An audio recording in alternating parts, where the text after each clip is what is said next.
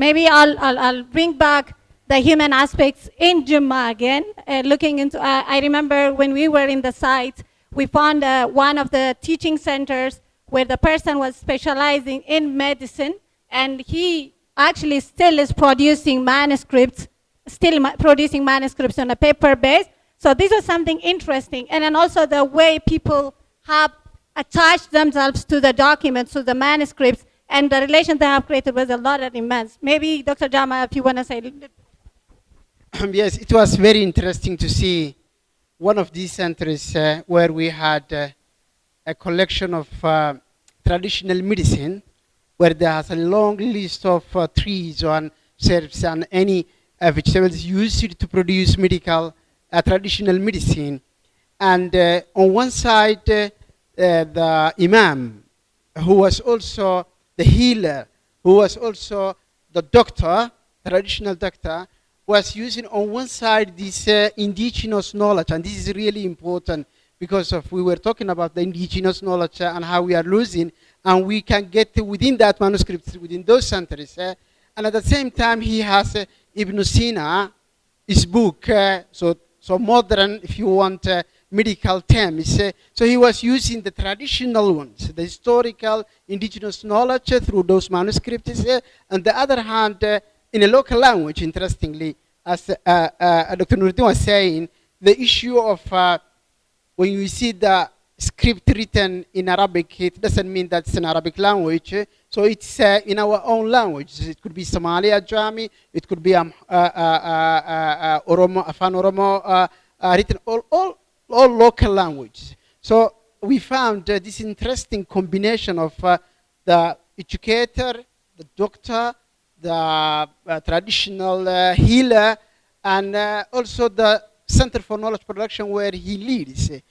So that was interesting aspect of the human side of the activities that we have seen. But I want to mention a couple of things in addition. I see the time is really running fast. We are losing, Tirst was saying how people are attached to these manuscripts. This is true. But on the other hand, there are people who are going there and then for $10 or for $100 giving to these people, taking out these manuscripts and then traveling and taking to mainly to the Western countries and putting in the libraries or elsewhere on the museums. We are losing huge amount of knowledge for just a few dollars. So I know there are policies in Africa that in some places are intact and working, but the danger on is still there. They might stop at the airport, but still these are draining out. This is one important thing that we have to be really careful. I'm really happy. Yes, we are working and started this work from Somaliland at the Hargeysa Cultural Center, but as you see, the majority of the people who are talking about in this panel are Ethiopians.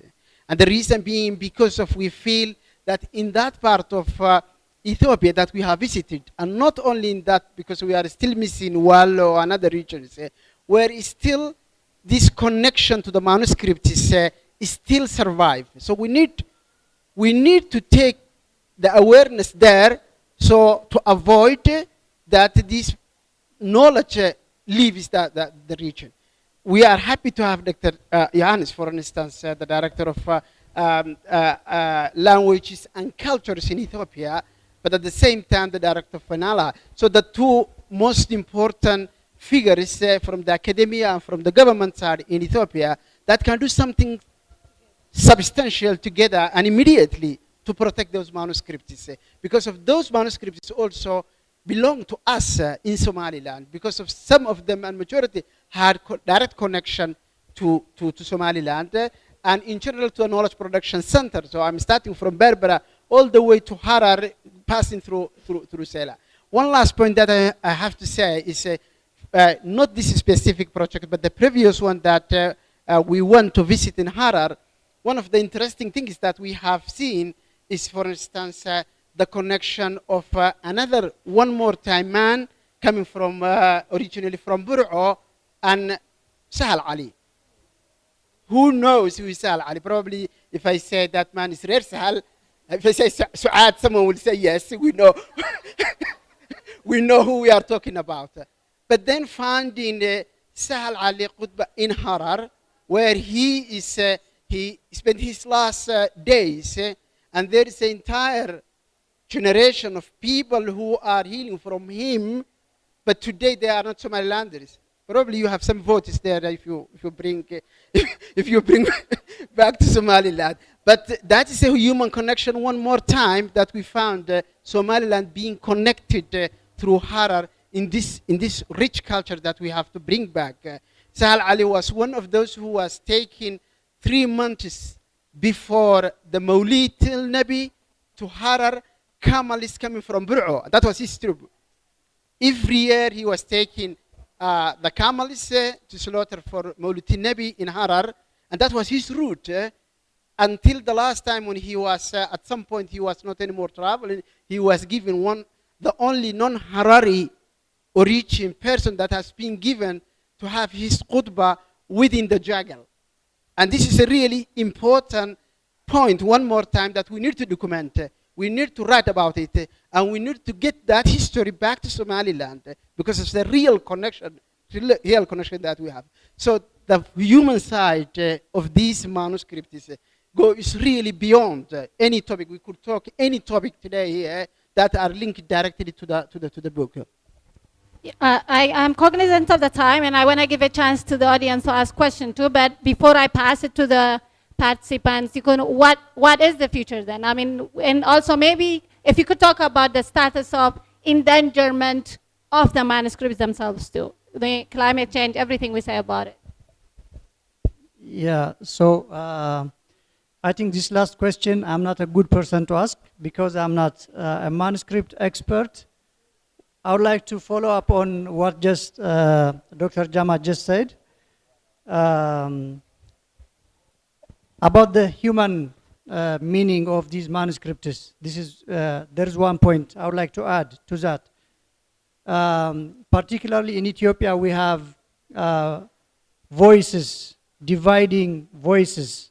And these dividing voices use very, curiously enough, they use connecting technology. The technology were meant to connect people, but people use the social media to divide people. And you're all familiar with the fact that we landed ourselves at a very destructive war, which is still going on to some extent. But these manuscripts tell us a different story. I learned from my brother Hassan that these manuscripts have a very fascinating aspect of, telling us to stop this division, because the manuscripts have text, which is religion, culture, medicine, agriculture, etc. But they have a context. The circumstances with which they were formed is very interesting. We went to a Jimma site. Jimma is in Oromia, one of the regions in Ethiopia, major large regions. But one of the fascinating manuscripts that we found was written by a person from Gondar. Gondar is in up north, and fortunately enough for us, there was a short caption, a kind of biography of the person who wrote that manuscript, who produced that manuscript. So the contexts tell us that there are more forces, more strings that could unite us than divide us. This will go on and on and on beyond Ethiopia, beyond the Horn of Africa. I think ultimately these manuscripts are an item that will inspire us that in the last analysis there is one ethnic group, and that is the humanity. That's what I would like to say. Thank you. Thank you very much, Yukuno. So I will open the floor for questions. Professor Giorgio Banti, if you want to say something also, you can give us a signal through the Zoom, and then we give you the chance. But in the meantime, I open the floor for participants to ask questions. Thank you for asking me to say, well, just a very short word. I was it was a honor for me and very fascinating to listen to take part in this panel. And thank you for organizing the possibility for people who are not like me, who are not now in Hargeysa, to listen to it and to participate. Well, most of the important points have been made by the panelists. I wanted to make just a couple of points. One, I'm very happy and very much admired, and I think it is very important that now it is not anymore only scholars from abroad who are interested in doing research on this important topic. It's people from your countries. That is absolutely important, and this must grow as much as possible. I hope that it will grow as much as possible, which means that also the people for doing research on these topics, people have to be prepared, have to study. It means that the institutions of the Somali-speaking countries, of Ethiopia, of Eritrea, must be made aware about how important it is to prepare people put programs in higher education for preparing people to do this kind of research. And that's one point. Another point, that the governments, both the central and local governments, should be in your countries, must be made aware of how important it is to preserve them, to finance places where the manuscripts and this are preserved, are taken care of, when they are in a poor state, they have to be restored, and this thing. My third point is that it is important for me also that this tradition is not something that, and this heritage is not something that is only something from the past, which people study in order to know their past. Until recently, in several parts of the Somali-speaking countries and of Ethiopia, knowledge about these things was being passed to the new generation. I met, I think in the 90s, I met in Rome a young man from Harar. He was 25 years old, and he was able to read manuscripts in Old Harari just very, very easily, because he had been in a Nebigar where he had been taught to do this. It means there was knowledge about how to read these manuscripts was passed to the younger generation. It was not only something that only elderly people or old sheikh know, but young people were taught to this in some parts. And I hope that this happens also in other parts of the Muslim countries, in Muslim regions, where there are Muslims in the Horn of Africa. And another thing is that at least I met in, I was in the, no, it was later, it was in the first decade of this century. When one time I was in Harar, I met a sheikh who was in Harar, who was still producing manuscripts. He was writing it was copies of the Maulud for the people of his, with whom he prayed together. That means manuscripts there were still people producing them. I think this is also something wonderful, and if it's possible to encourage it, not only in Harar, but in other places, it is important, because it's important that it is a tradition that is alive, not only something from the past, but it's alive. And it has some possibilities, some domains where this thing can go on. Thank you very much. Thank you very much, Professor Hafsa. But while you're giving the chances, I'll say this is exactly what we have observed in Juma, a young person actually still doing or writing the manuscript. So definitely there are initiatives, there are ongoing activities, and I'll give you the chance, yes. Thank you very much. I would like to appreciate, first of all, the Dr. Jama and his team who invited me to be here. And I really appreciate the organizing committee and the sessions at large. Let me go to my questions. In one of the main issues studied in cultural studies is change and continuity, as you know. So all of you, the economic, you may speak about Christian traditions of manuscripts, and the other two, Dr. Hassan and Dr. Nureddin, may speak about how do you evaluate the change and the continuity of this manuscript production in relation to the growth of science and technology. As you see, and as we understand, the growth of science and technology has simplified our life from strong or what complicated way of life to simplified form, and paper has come, and printing machines and publications are arrived now, and people may not face the challenge to produce and for manuscripts. So, have you seen any change, or has it continued still? The first question is this one. And the other one is almost similar to this question. What do you recommend the producers? Should they sustain this kind of culture for knowledge production or for humanitarian aspect or something like that?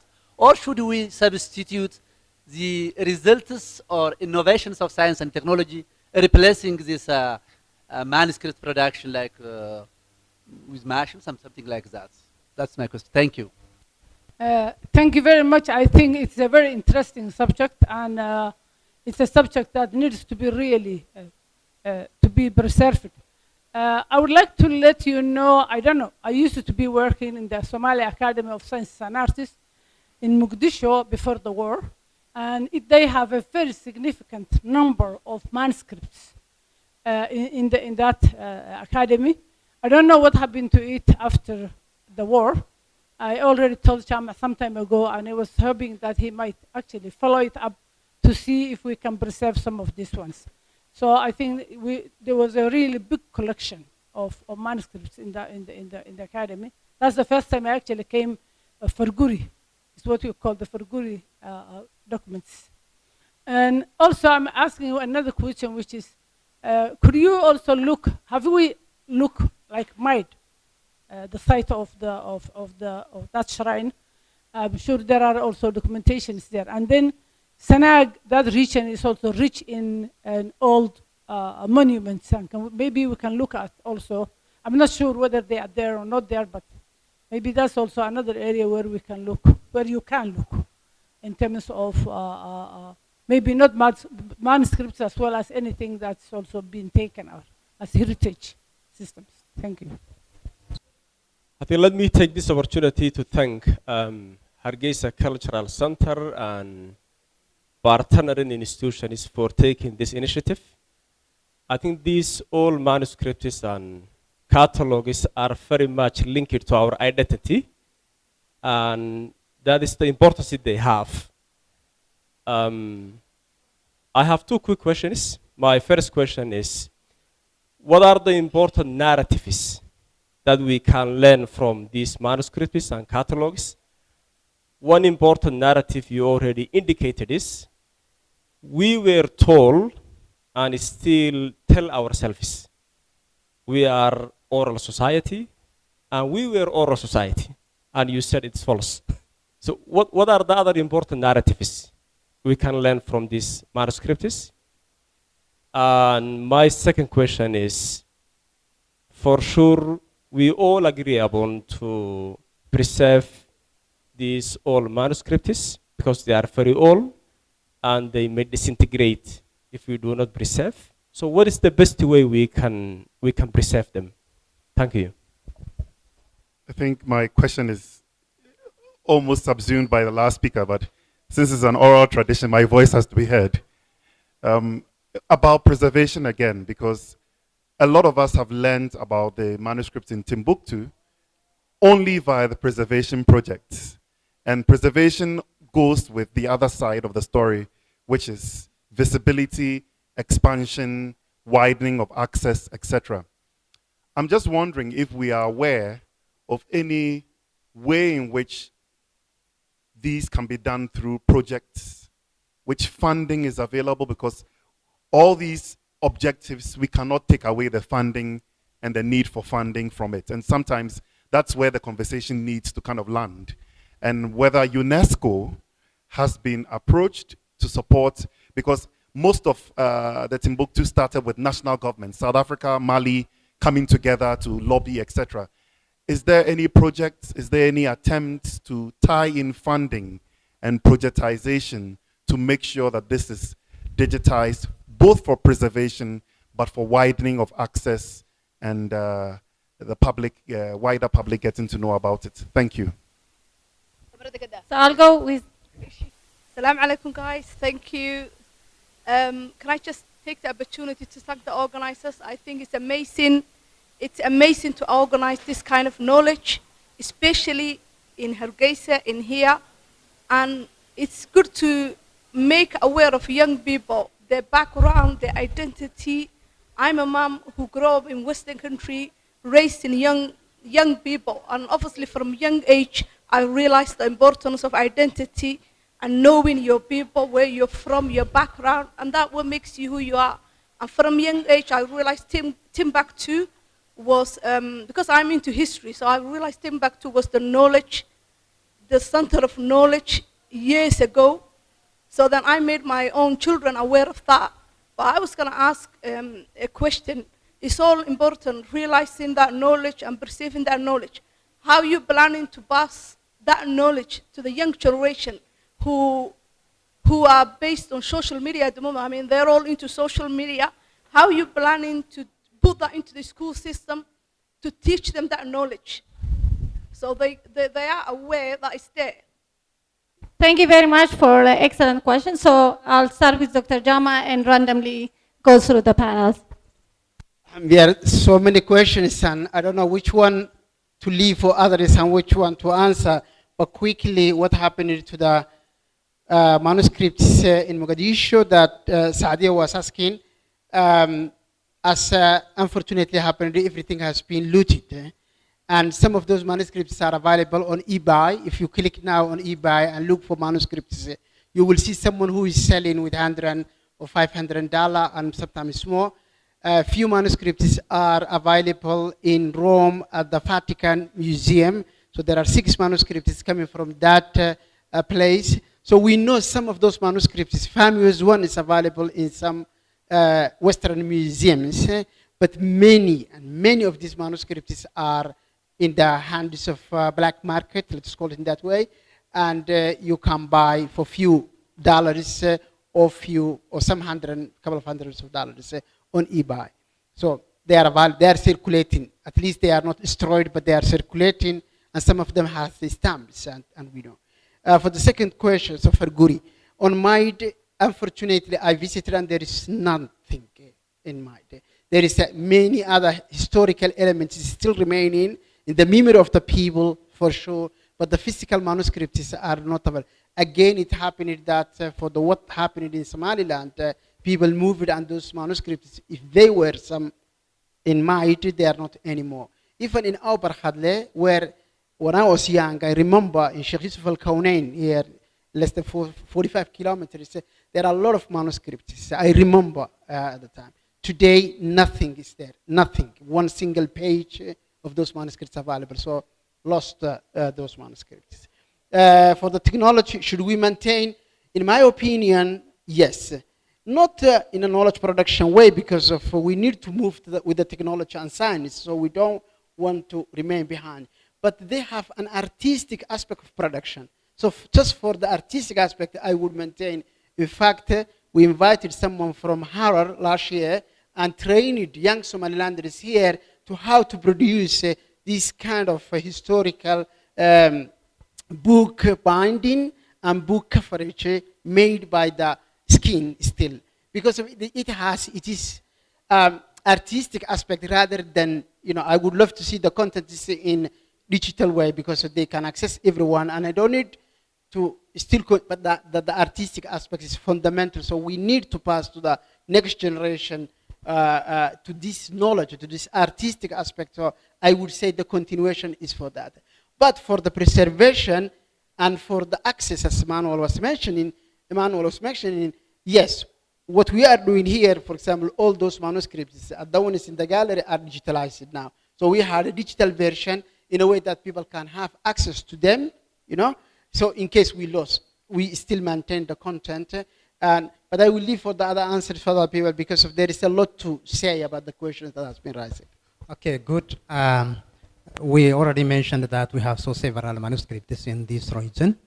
So if we have rich manuscript, what to do? The first step is documenting the manuscripts, particularly those situated in the remote areas, particularly infected by both natural and human-made factors. So there are several climate changes nowadays in the Horn of Africa. We have to document those manuscripts, the first step. The next step is raising awareness, particularly for young generations, about the importance of these manuscripts. Third, developing partnerships. In addition to Hargeysa Cultural Center and Addis Ababa University or National Archive Agency of Ethiopia, we need also more, etc., partnerships in this regard, be it in Ethiopia or the surrounding regions. For capacity building for practitioners who engaged in manuscript preservation and digitization, and also enhancing digitization and cataloging these manuscripts, as Emmanuel mentioned. We need also to do more on this. And finally, establishing or disseminating conservation centers in different parts of Africa, making them available online for researchers who want us to do more analysis and descriptions on these literary traditions. I hope the rest questions, like the narratives and the change continuity, will be raised by my friends. I want to say about change in the continuity. Yes, why people produce manuscripts? There were a need. There is no print by that time, so they should produce a manuscript. Yeah, the tradition is continued with additional value. Then when you give effort to a manuscript, there is what we call barakah. You need a barakah rather than using a printed one, which is give you thousands in a one. They need to give in effort to very good thing about the word of Allah by doing it in hand. That attitude still exists. That's why this part of attitude existed. That's why manuscript producing still exists. So in that aspect, it is exist. Another issue which I want to, my brother asked about orality. Yes, the myth is just African are only oral. That is the myth. The scholars dispel this. African not only oral, they have tradition of writing. We are not saying now we are not oral. We are still oral. Orality is very human. It is the central. Some scholar call this the age. This age, the second orality. We are coming to the second. Most of people are becoming oral when using technology. You are ordering without writing, just you by sound. You order everything, then it comes. So there was the first civilization of human is oral. Then we are coming again to our originality, to orality. Yeah, so to briefly reflect on two questions. The first one is about preservation. I I would like to report this happy episode that the Ethiopian National Archives has developed a platform that's called Integrated Archives, Library, and Record Management System. So the platform, in a way, forced us to digitize whatever we have, especially those manuscripts that are in microfilm format, to be installed on this platform. So this is a happy episode that's going on.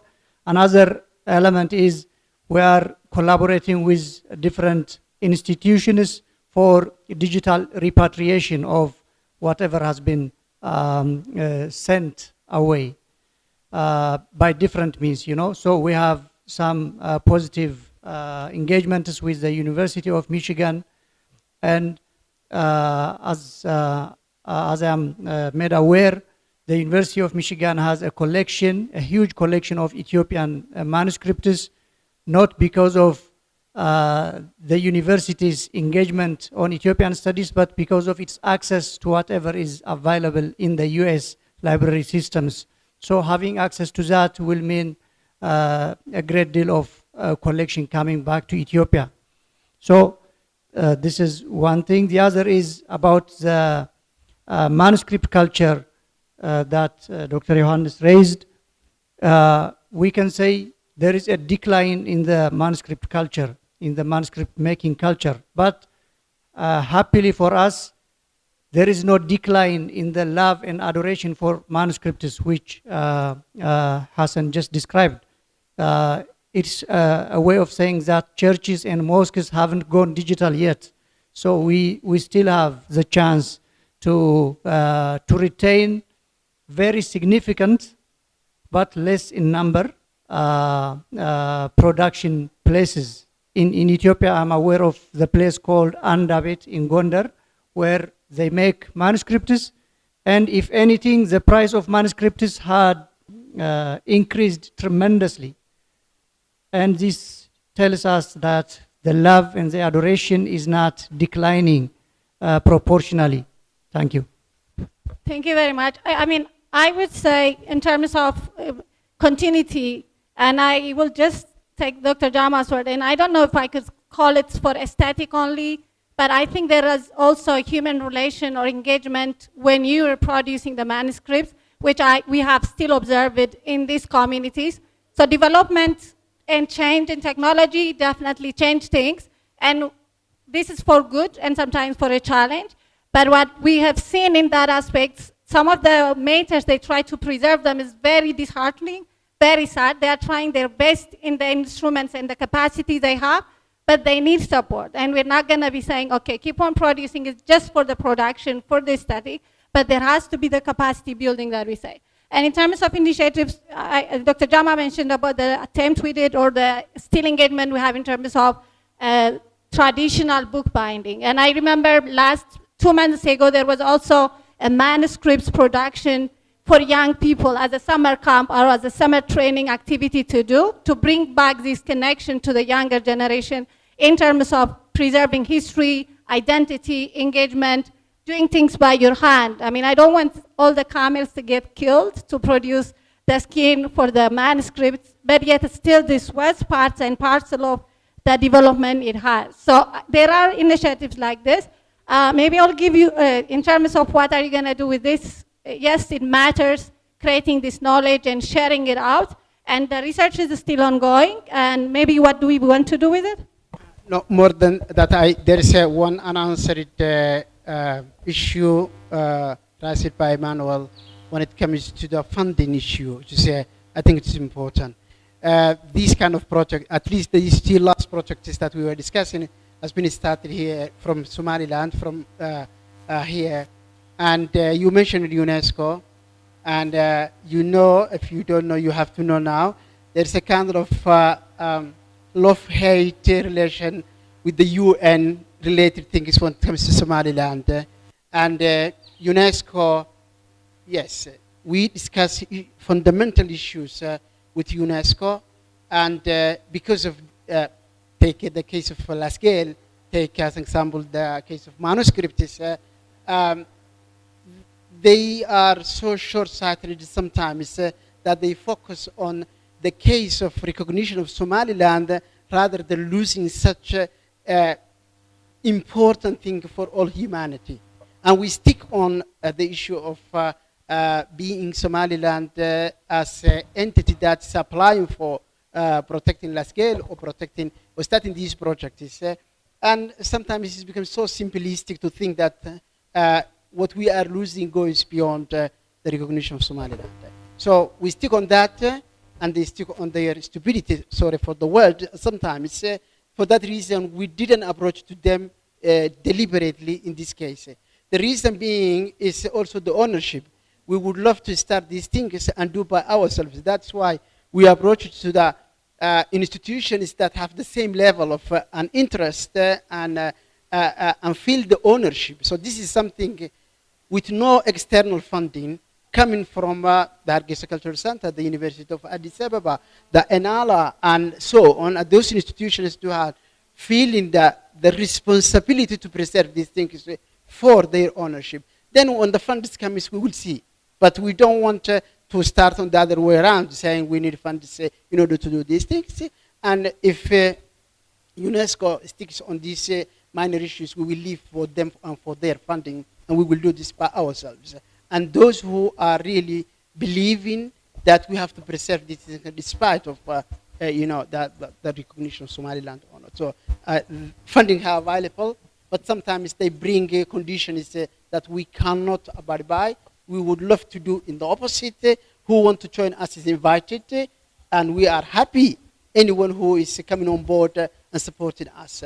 But this, with or without funding, with or without their support, we will do. So that's our motto. And many other projects have been luckily successful for that reason. One last point is to how to pass this information through the next generation of Africans, East Africans, Somalilanders, and the mothers and fathers who are growing up, young people, how they can, what they can do. Fundamentally will be the issue of bringing this information in the formal curriculum of our. So I would have loved to have someone from the Ministry of Education, but I think it's becoming fundamental that this kind of a knowledge production, this kind of identity proving should be passed through the formal school system. So it should go to our schools. If you look the history books, you will read the World War II and World War I, still not thinking and talking about what happened in Somaliland and the history of Somaliland. So this is a generic problem that we have to really overcome and put these fundamental things that takes back to the young people, to their identity in the school system and revise the curriculum. So to answer to your question, yes, we need to go to the schools and put in the formal education system. I think there is nothing more to say on it, and I will ask you guys to thank the panelists. And they're around for question and any related conversation to have with them. Please do come back in the afternoon in terms of preservation of heritage, culture, identity in all aspects. We're going to have another panel with the research, ongoing research on Saylac. So see you guys all back at 4:30 for the next panel. Thank you very much.